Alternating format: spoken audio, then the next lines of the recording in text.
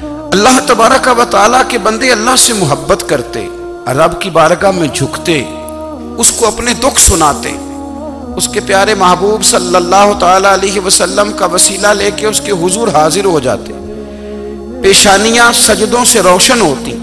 ہم نہ ہر چیز کے لیے وقت نکالتے ہیں، ہر چیز کے لیے، لیکن عبادت کے لیے وقت نہیں نکالتے۔ ہر شے آباد ہے، ہر شے، ہماری فیس بک بھی آباد ہے، واٹس ایپ بھی آباد ہے، ہمارے ٹویٹر بھی آباد ہیں، ہماری ہر چیز آباد ہے۔ سب سے کم آباد ہمارا مصلی رہ گیا ہے، سب سے کم۔ وہ لوگ اب ڈھونڈنے سے ملتے ہیں جن کی بغل میں مصلی ہوتا تھا۔ میرے بھائی، آپ کتنا کو دنیا کے پیچھے بھاگو گے تھکا دے گی، کتنا دولت کے پیچھے بھاگو گے تھکا دے گی۔ آپ جب اپنی زندگی میں جمع تفریق کرو گے نا تو مرتے وقت احساس ہوگا کہ سارا کچھ تو لوگوں کے لیے کیا، اپنے لیے تو کر ہی کچھ نہیں سکے۔ اور ہم عبادت کے معاملے میں بہانے بازی بھی کرتے ہیں۔ ہم کہتے ہیں اوہو، رزق کمانا بھی تو عبادت ہی ہے نا، تو میں حلال روزی کے لیے جا رہا ہوں، یہ بھی تو عبادت ہے نا۔ میری طرح کے لوگ کہہ دیتے ہیں کہ میں سویرے اٹھ کے مدرسے میں کچھ اسباق دیکھتا ہوں تو یہ بھی تو عبادت ہے، میں بیان کرنے کے لیے مطالعہ کرتا ہوں تو یہ بھی تو عبادت ہے نا، اتنے لمبے سفر کر کے ملک میں دنیا میں گھومتا ہوں تو یہ بھی تو میں عبادت ہی کر رہا ہوں۔ اب اسپیشل نفلوں کے لیے وقت کس طرح نکلے، اسپیشل کر کے تسبیح میں کیسے چلاؤں، میں سارا کچھ ہم بہانے بنا لیتے ہیں نا۔ میرا سوال یہ ہے کہ یہ ساری باتیں صحابہ کو، نبی کریم کو، دیگر لوگوں کو بھی تو پتہ تھی نا، لیکن آپ غور تو کریں، 23 سال حضور کو وقت ملا، مختصر وقت ظاہراً تبلیغ کرنے کے لیے، پوری دنیا میں دین بھی پھیلانا ہے۔ گھر میں 11 ازواج ہے، 4 بیٹیاں ہیں، ان کی اولادیں، سارے کام کاج بھی دیکھنے، لیکن سیدہ طیبہ طاہرہ حضرت عائشہ صدیقہ رضی اللہ تعالیٰ عنہ فرماتی ہیں سارا دن تبلیغ کرتے، ہر غلام کے دکھ سنتے، گھر میں آتے تو اپنے گھر والوں کا خیال کرتے، کام میں ہمارا ہاتھ بٹاتے۔ قربان جاؤں، کہتی ہیں زمانہ سارا سو جاتا لیکن آمنہ کے لال مصلی بچھا لیتے۔ دنیا سو گئی، ساری سب سو گئے، جو خدام تھے، وہ جو غلام تھے، وہ سو گئے۔ صحیح مسلم میں لفظ ملیں گے، سیدہ پاک فرماتی ہیں او میرے نبی کے غلاموں، میں نے یہ رنگ بھی دیکھا ہے کہ حضور نے اتنا کھڑے رہے، اتنا قیام کیا، اتنا قیام کیا کہ مقدس پیروں میں ورم آ گئے، سوج گئے پیر، اتنے بڑے۔ دل پہ ہاتھ رکھ کے نہیں بتا سکتا کہ میرے کبھی نماز میں پیر سوج گئے، کوئی نہیں بتا سکتا۔ بچوں کی روٹی کماتے تھک گئے، بات الگ ہے، ہم سیر کرنے گئے تو تھک گئے، بات الگ ہے، لیکن عبادت میں یہ بھی تو مسلم شریف ہے نا، یہ بھی تو دین ہے نا، یہ بھی تو حضور کی سنت ہے، یہ بھی تو وہ چیز ہے جو کریم کی آنکھوں کی ٹھنڈک ہے۔ سیدہ فرماتی ہیں پیروں میں ورم آ گئے، اور ساری رات ہی حضور نے نماز پڑھی اور ایک ہی آیت بار بار دہرائی۔ مسجد نبوی میں بلال حبشی نے فجر کی اذان دے دی اور حضور ابھی مصلی پہ تھے، کریم فارغ ہوئے، میں نے عرض کی یا رسول اللہ صلی اللہ علیہ وسلم، آپ کے تو صدقے اللہ اگلے پچھلوں کے گناہ معاف کرے گا، تو آپ اتنی آہوزاری کیوں فرماتے ہیں؟ آپ تو شفیع ہیں، آپ تو انبیاء کے امام ہیں۔ تو حضور نے فرمایا عائشہ تم نے گنوایا ہے نا میرے اللہ کی مجھ پر کتنی رحمت ہے، افلا اکون عبدا شکورا، فرمایا اگر اس نے اتنی نعمتیں دی ہیں تو کیا میں اس کا شکر گزار بندہ نہ بنوں، میں شکر گزار بندہ نہ بنوں اس کا؟ پھر اگر اتنی نعمتیں اس نے دی ہیں، مجھے اتنا نوازا ہے، تو پھر میں اس کے سامنے سجدے نہ کروں؟ او میرے بھائی، بڑے قابل فخر لوگ ہیں ہم کہ ہم نبی پاک کے غلام ہیں، ہم قابل فخر ہیں کہ نبی کریم کے غلام ہیں۔ کیا کبھی اس غلامی کے شکرانے میں بھی 2 نفل پڑھے کہ یا اللہ تیرا شکر ہے تو نے ہمیں حضور کا غلام بنایا ہے؟ یاد رکھیں کہ اپنی روحانی زندگی کو آباد کریں، استغفار پڑھیں، تسبیحات کریں۔ حضرت عبداللہ ابن عمر رضی اللہ تعالیٰ عنہ حضرت عمر کے صاحبزادے، مکہ مکرمہ میں ان کی قبر ہے۔ میں نے جب انہیں پڑھا تو مجھے ان سے بڑا پیار ہو گیا۔ لیکن آپ کو پتہ ہے وہاں جا کے کسی شخص کا مزار تلاش کرنا یا پوچھنا ایک مشکل کام ہوتا ہے۔ تو ایک دفعہ میں مکہ شریف میں حاضر تھا، تو ایک گاڑی والا ڈرائیور مجھے کہنے لگا کہ مولانا میں آپ کو جانتا ہوں، مجھے آپ سے محبت ہے، ایک بات بتاؤں آپ کو؟ میں نے کہا بتاؤ۔ کہنے لگے حضرت عبداللہ ابن عمر کی قبر دیکھنی ہے۔ میں نے کہا یہ تو نہیں کہہ رہا، یہ کسی نے بندوبست کرایا ہے، یہ اللہ نے تیرے دل میں بات ڈالی ہے، یہ ہو گیا، تو لے چل مجھے۔ حضرت عبداللہ ابن عمر کو نبی پاک نے فرمایا تھا راجل صالح، یہ نیک بندہ ہے، یہ متقی آدمی۔ حضرت عبداللہ ابن عمر رضی اللہ تعالیٰ عنہ سیدنا فاروق اعظم رضی اللہ تعالیٰ عنہ کے صاحبزادے ہیں، اور ان کی ہمشیرہ سیدہ حفصہ رضی اللہ تعالیٰ عنہ حضور کی زوجہ محترمہ۔ ایک دن اپنی ہمشیرہ سے کہنے لگے کہ نبی کریم صلی اللہ تعالیٰ علیہ وسلم گھر میں آئے نا، اور اگر حضور غم امت میں پریشان نہ ہوں، طبیعت کو حشاش بشاش دیکھو، تو ذرا پوچھنا تو صحیح حضور کا میرے بارے میں کیا خیال ہے، پوچھنا تو صحیح کہ کریم کی بارگاہ میں میرا کیا مقام ہے، میرے بارے میں حضور کیا فرماتے ہیں۔ اب بہن کو کام بتائے، اور بتائے بھی بھائی، اور پھر بہن وہ کام نہ کرے، یہ تاریخ میں ہوتا نہیں۔ حضرت عمر فاروق رضی اللہ تعالیٰ عنہ کی صاحبزادی ام المومنین رضی اللہ تعالیٰ عنہ فرماتی ہیں کہ میں تو بس منتظر تھی، انہوں نے تو کہا تھا نا کہ اگر تم حشاش بشاش دیکھو تو بات کرنا، لیکن حضور تشریف لائے، میری باری تھی، میرے گھر تشریف لائے، کھانا پیش کیا، تو فوراً میں نے عرض کی حضور ایک بات پوچھنی تھی۔ تو حضور نے فرمایا پوچھئے۔ میں نے عرض کی حضور میرے بھائی عبداللہ ابن عمر کے بارے میں آپ کا کیا خیال ہے؟ نوجوانوں میری بات پہ غور کرنا، میرے بھائی کے بارے میں آپ کا کیا خیال ہے؟ تو نبی کریم صلی اللہ تعالیٰ علیہ وآلہ وسلم نے میری طرف دیکھا، اور پھر حضور زیر لب تھوڑا مسکرائے، اور بریلی کے امام کہتے ہیں کہ حضور مسکرا دیتے تھے نا تو جو بڑا دکھی ہوتا تھا وہ بھی ہنس پڑتا تھا۔ اب سوال پیدا ہوتا تھا کہ پھر تو اس مسکراہٹ کے لیے انتظار کرنا پڑتا ہوگا کئی مہینے کہ حضور مسکرائیں تو رونے والے ہنسیں، تو اعلیٰ حضرت فرماتے نہیں، انتظار نہیں کرنا پڑتا، یہ مسکراتے رہنا تو حضور کی عادت ہے۔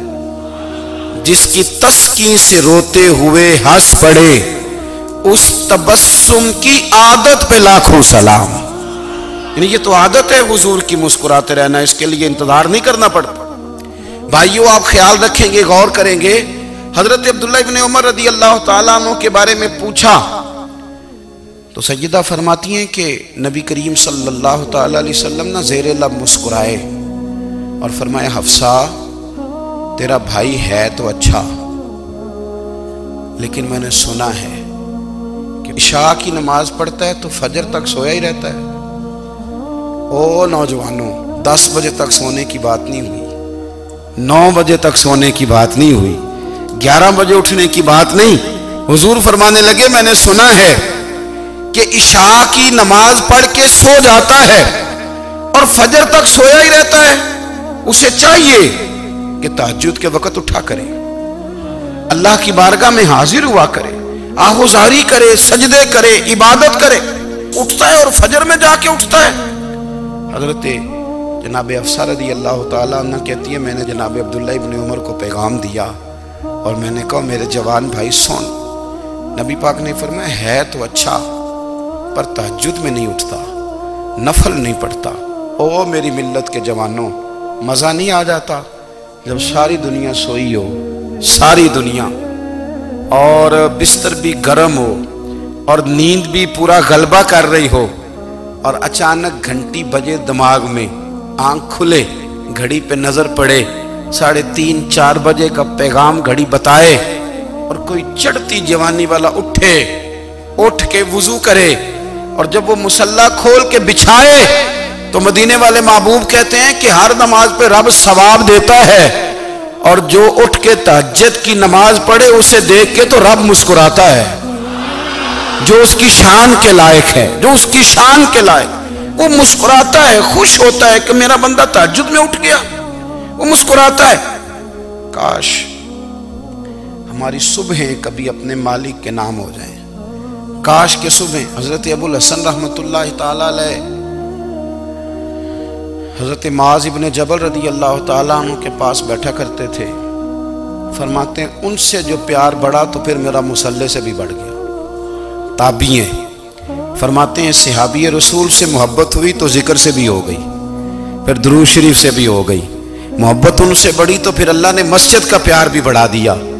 آپ فرماتے ہیں کہ میری ہر وقت بھی یہ چاہتی تھی کہ بس اللہ اللہ کروں، بس اللہ اللہ کروں، بس نہ میں ذرا تھوڑی جان چھڑاؤں لوگوں سے، کوئی 10 منٹ ملے تو میں کوئی 4 نفل پڑھ لوں، میں تھوڑا سا نہ بچوں لوگوں سے، اور مجھے تسبیح ملے تو میں نہ کچھ 400-500 دفعہ استغفار پڑھوں، سبحان اللہ، الحمدللہ، اللہ اکبر، لا حول ولا قوت الا باللہ، میں نہ تسبیحات پڑھوں۔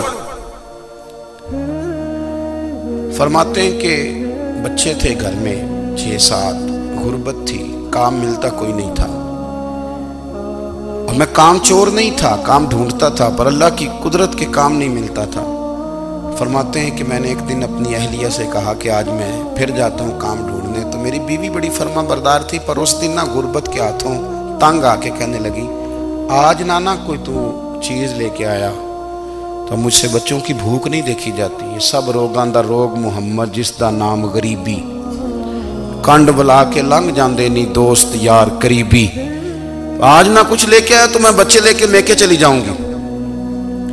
شیخ فرماتے ہیں کہ میں بڑا پریشان گھر سے نکلا، پر میں نے صبح سے لے کے زور تک کام ڈھونڈا، کام ملا کوئی نہیں، تو میرے دل میں خیال آیا چلو کام نہیں ملتا تو اللہ اللہ تو کرے نا، چلو بندوں کی مزدوری نہیں ملتی تو رب کریم کی عبادت ہی کرتے ہیں۔ فرماتے ہیں کہ میں نے نا فرات کے پانی سے وضو کیا، نہر کے، شدید دھوپ تھی، ساتھ ریت تھی اور ریت تپ رہی تھی، میں نے اپنا رومال وہیں مصلی کے طور پر بچھا لیا، اور فرماتے ہیں کہ زور سے لے کر عصر تک نماز پڑھی، دھوپ بھی پورے زور پہ، پر میرے سجدے کا ذوق بھی پورے زور پہ۔ فرماتے ہیں سورج بھی چمک رہا ہے اور رب کی عبادت کا ذوق بھی پورے زور پہ، میں سجدہ کروں تو پھر میرا اٹھانے کو جی نہ چاہے۔ میرے استاد لکھا کرتے تھے، یہ ان کا شعر ہے، وہ کہا کرتے تھے مجھے سوز دے، مجھے ساز دے، اور مجھے نیم شب کا نیاز دے، دم سجدہ خود کو میں توڑ دوں، مجھے ایسا ذوق نماز دے، اور میں تیری بہار کا پھول ہوں، میں کھلا بھی ہوں تو تیرے لیے، مجھے میری شاخ سے توڑ لے، مجھے اپنی زلف کا ناز دے۔ بھائی فرماتے ہیں کہ عصر تک میں نے نفل پڑھے، دل ڈھلنے لگا، عصر کی نماز پڑھی اور میں وہاں سے چلا۔ اب میں جب نکلنے لگا تو دل میں خیال آیا کہ چھوٹی چھوٹی دیواریں ہیں گھر کی، بغیر کچھ لیے جاؤں گا تو بیوی دور سے دیکھے گی تو شور کرے گی کہ پھر خالی ہاتھ آ گیا ہے۔ کہتے میں نے اپنے اسی رومال میں جس پہ میں نے نماز پڑھی تھی نا، رومال میں کی آخی دے پنجابی جو صافہ کہتے ہیں، اسی میں نا میں نے کچھ ریت بھر لی کہ وہ دور سے دیکھے گی تو سمجھے گی کچھ لے کے آیا ہے، چلو جا کے اسے بتا دوں گا کہ آج پھر مزدوری نہیں ملی۔ کہتے ہیں وہ ریت لے کر جب میں گھر میں گیا تو پہلے بیوی دروازے پہ کھڑی ہوتی تھی، پوچھتی تھی خالی ہاتھ آ گئے ہو؟ آج میں نے دیکھا تو ہے ہی کوئی نہیں۔ فرماتے ہیں میں اندر داخل ہوا، سلام لیے، کونے میں میں نے وہ رومال رکھ دیا اور میں نے آواز دی کہ بھلی مانس کہاں ہو؟ تو وہ کہنے لگی آپ منہ ہاتھ دھو لیں، میں روٹی لے کے آئی۔ میں نے کہا روٹی کہاں سے آ گئی؟ یہاں تو کئی دنوں کے فاقے، تو کئی دنوں کی غربت ہے، یہاں تو اس گھر میں تو فقیری ہے۔ فرماتے ہیں کہ وہ روٹی لے کے آئی اور اس وقت کی جو موجودہ نعمتیں تھیں، سمجھ لیں سلاد، اچار، ہر چیز ساتھ لائی۔ میں نے کہا کہ بچے کہاں گئے؟ کہنے لگی وہ کھانا کھا کے کھیلنے گئے، آپ کھانا کھا لیں آ جاتے۔ کھانا اس نے چن دیا۔ میں نے حیرت انگیز لہجے میں ساری نعمتیں اپنے دسترخوان پہ دیکھ کر کے بیوی سے پوچھا یہ کہاں سے آیا کھانا؟ بچوں کو تو نے کہاں سے کھانا کھلایا؟ یہ سارا کچھ کیسا ہے؟ کہنے لگی پتہ نہیں آج آپ کس کریم کی مزدوری کرنے چلے گئے تھے، پتہ نہیں کس کریم کی، میرے گھر میں تو اتنی نعمتیں آئی ہیں کہ مجھ سے سنبھالی نہیں جا رہی، اتنا اناج ہے، اتنا گندم ہے، کس کریم کے دروازے آج چلے گئے تھے؟ یہ کہتے کہتے وہ اٹھی اور اٹھ کر کے کہنے لگی پہلے بڑا کچھ آیا تھا، اب کیا لے آئے ہو؟ اور جا کر کے نا اس نے وہ ریت والا رومال کھولا، کہنے لگے میں تو لے کے آیا تھا ریت، تو میرے رب نے اسے بھی سونے اور ہیرے بنا دیا تھا۔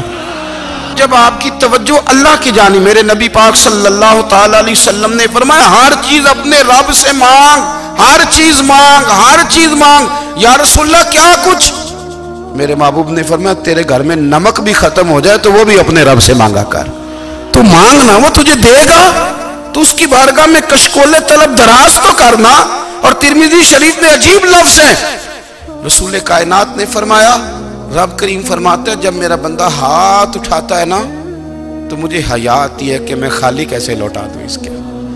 اتنے بڑے بادشاہ کی بارگاہ میں دعا کی بڑی طاقت ہے۔ میرے نبی پاک نے فرمایا دعا مومن کا ہتھیار ہے، دعا مومن کا، دعا مومن کا۔ حضور نے فرمایا تقدیر کو سوائے دعا کے کوئی چیز نہیں بدل سکتی۔ دعا مومن کا ہتھیار ہے، یہ کافر کے پاس کوئی نہیں، یہ ہتھیار ہے مومن کا۔ اللہ کرے آپ کو سمجھ آئے، پھر سنیں، کئی بار کہہ چکا ہوں یہ ہتھیار ہے۔ کافر کے مقابلے میں جو تیرے پاس سب سے بڑا ہتھیار ہے وہ دعا ہے۔ دعائیں کرانی چھوڑ دی، کرنی چھوڑ دی، لینی چھوڑ دی۔ حضرت سیدنا انس بن مالک رضی اللہ تعالیٰ عنہ فرمایا کرتے تھے میں نے وہ رنگ دیکھا ہے جب حضور دعا مانگتے تھے اور حضور کی مقدس آنکھوں میں آنسو بھی ساتھ ہی بہا کرتے تھے، میں نے وہ انداز دیکھا ہے۔ بھائی اپنا مصلی کا، عبادت کا، وظائف کا، اللہ اللہ کا سلسلہ اس کو مضبوط کریں، اپنی دعاؤں کے تعلق کو مضبوط کریں۔ دعائیں بڑے انقلاب برپا کر دیتی ہیں۔ ہم تھوڑے تھوڑے نا جب سے خشک ہوئے ہیں نا، خشک، اور میری تو جماعت ہی صوفیاء کی جماعت تھی، ہم تو داتا علی اجمیری کی جماعت سے، ہم تو خواجہ اجمیری کی جماعت سے، ہم تو شیخ احمد فاروق سرہندی کی جماعت سے، ہم تو صوفیاء کی جماعت۔ ہماری جماعت نے بھی وہ تعلق جو ہمارے بزرگوں نے بنایا تھا۔ بزرگ اللہ کے قریب کیسے جاتا ہے؟ تو ہمارے یہاں نا بہت سارے لوگ کہتے ہیں جی نظر ہو گئی تو کام ہو گیا۔ بھائی جو بخاری مسلم میں طریقہ ہے نا اللہ کا قرب پانے کا وہ تو نفل ہے۔ نبی کریم علیہ السلام نے فرمایا بندہ نفلوں کے ذریعے رب کے قریب جاتا ہے، اور اتنا قریب جاتا ہے کہ پھر اللہ اس کی زبان بن جاتا ہے، اللہ اس کی آنکھیں بن جاتا ہے، کان بن جاتا ہے، ہاتھ اور پیر بن جاتا ہے۔ تو یہ تو عبادت ہے، یہ تو اللہ کی بارگاہ کی حاضری ہے جو آپ کو اللہ کے قریب کرے گی۔ تو اپنے نماز کو اہمیت دے کے ادا کریں، نمازیں موبائل بند کر کے ادا کریں۔ لیکن نا کچھ لوگ کہتے ہیں مجھے ٹائم نہیں ملتا نماز کا، تو میں کہتا ہوں یہ آپ نے بڑی جرت کی بات کی ہے۔ مجھے کو میرا پیر بھائی کہہ دینا میرے پاس ٹائم نہیں آپ کو ملنے کا، تو میں کہتا ہوں آج کے بعد آنا ہی نہ۔ تو کیا سمجھتا ہے تو بہت بڑا آدمی ہے، تیرے پاس ٹائم نہیں ہے اور ہمیں ملنے کا ٹائم، موج کر۔ تو آپ نے اللہ رسول کو کہہ دیا ٹائم نہیں۔ اور عجیب فلسفہ ہے نا، کہا جائے نماز پڑھنے آؤ تو کہتے ہیں کپڑے ٹھیک نہیں، اور کہا جائے کہ آؤ ذرا دعوت پہ چلیں تو کہتے ہیں 1 منٹ ٹھہر میں کپڑے بدل کے آیا۔ نماز کے لیے کہا تو کہتے ہیں ٹھیک نہیں، دعوت کے لیے کہا تو کہتے ہیں میں ذرا تیاری کر لوں، یوں جانا مناسب نہیں۔